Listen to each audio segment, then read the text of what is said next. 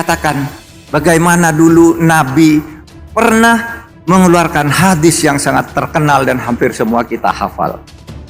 Ketika suatu saat ada seorang bangsawan Madinah namanya Bani Mahzum, itu aristokrat hebat di Madinah, kaya raya, berwibawa, berpengaruh.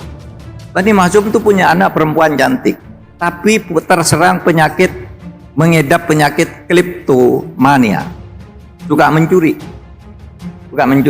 Meskipun punya apa, dia kalau ada misalnya handphone jatuh gitu jelek, dicuri. Ada apa di situ, pulpennya orang dicuri, karena penyakit aja, bukan butuh. Ada orang punya penyakit gitu, sehingga suatu saat ketangkap mencuri.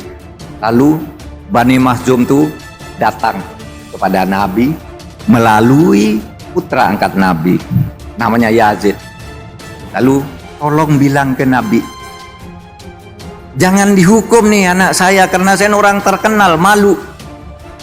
Apapun yang dia curi saya ganti, berapapun minta gantinya, asal jangan dihukum. Karena kalau anak saya yang kaya raya seperti ini, aristokrat pula, bangsawan terkenal secara umum, kalau anak saya dihukum saya malu. Oleh sebab itu tolong jangan dihukum, saya akan ganti berapapun dan bayar berapapun asal mau, kata Bani Mahzum.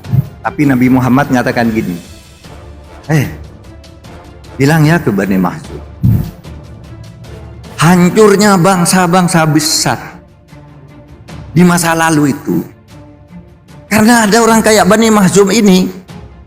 Kalau ada orang besar punya uang bersalah, minta tidak dihukum. Kalau ada orang kecil bersalah, langsung dihukum. Itu yang menyebabkan negara seperti Mesir hancur, Persia hancur, Romawi hancur, Tiongkok ganti-ganti pemerintahan, Cina itu hancur karena ketidakadilan. Setiap ada dinasti, hancurnya setiap dinasti itu karena ketidakadilan, katanya.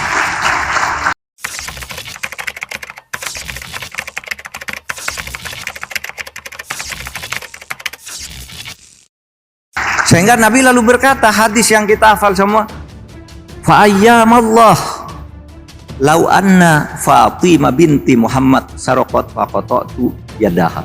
Demi Allah, agar negara tidak hancur, seumpama anakku Fatimah saja mencuri, saya potong juga tangannya. Agar negara tidak hancur seperti diramalkan di tahun 2030.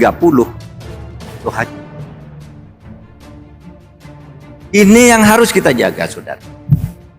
Ini yang harus kita jaga.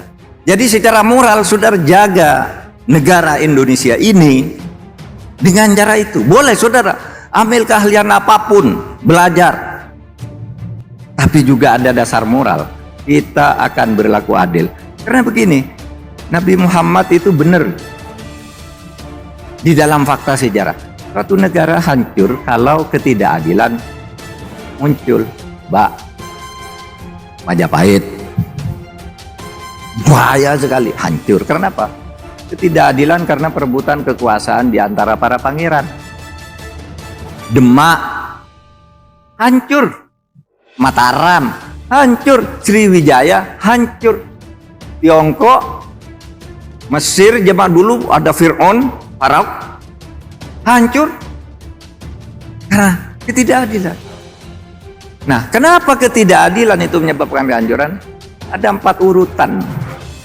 4 urutan terjadinya kehancuran sebuah negara. Yang ini harus kita jaga. 1, manakala di negara itu terjadi disorientasi, menyimpang dari tujuannya, menyimpang dari ideologinya. Menyimpang dari ideologi mengatakan kita harus berlaku adil, kok tidak berlaku adil. Karena kalau sudah disorientasi akan timbul yang kedua, namanya distrust. Distrust itu ketidakpercayaan. Wah, pemerintah apa tuh, hakim apa tuh, jaksa apa itu, nggak percaya saya. Saudara, kalau sudah disorientasi lalu terjadi distrust, akan muncul yang ketiga, namanya disobedience. Disobedience, pembangkangan. Pembangkangan itu melawan keputusan pemerintah. Ya, tadi di sini nih, lewat sini nih. Saya duduk sama Pak Janet, duduk sama ajudan tuh ada demo di sini. Tolak eksekusi putusan pengadilan, ada demo dekat sini nih. Itu contoh disobedience. Kalau orang diperlakukan tidak adil, ngelawan. Tidak jelas putusnya. Rempang, kasus rempang. Itu disobedience. Karena proses-proses yang tidak adil. Nah saudara, kalau disobedience ini dibiarkan terus, tidak saudara perbaiki, akan terjadi disintegrasi sehingga bisa saja 2030 Indonesia itu sudah tidak ada. Sebab itu ini tugas saudara pertama.